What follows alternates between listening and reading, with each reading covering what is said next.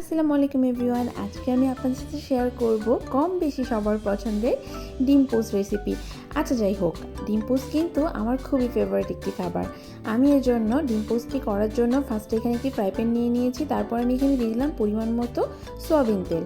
Soybean তেলটি দেওয়ার পর আমার তেল গরম হয়ে যাওয়ার পর আমি এখানে ডিমটিকে ঢেলে দিচ্ছি। আমি সাধারণত আগে ডিমটি একটি বাটিতে ঢেলে তারপরে তেলে দিই, কারণ মাঝে মাঝে এমনও হয় যে ডিমের খোসা একবারে দিতে যে ডিমে পড়ে যেতে পারে, এজন্য আমি কোনো রিস্ক নেই না।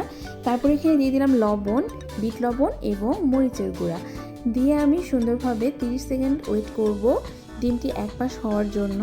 30 সেকেন্ড পর আমি আস্তে আস্তে ডিমটিকে আমি সুন্দরভাবে উল্টিয়ে দিলাম, দেখেন ভিউয়ার্স। তারপরে আবারও 30 সেকেন্ড পর আমি সুন্দরভাবে ডিমটিকে নামিয়ে ফেলবো। আমার ভিডিওটি ভালো লাগলে অবশ্যই শেয়ার করে দিবেন এবং অবশ্যই লাইক করে দিবেন। ধন্যবাদ।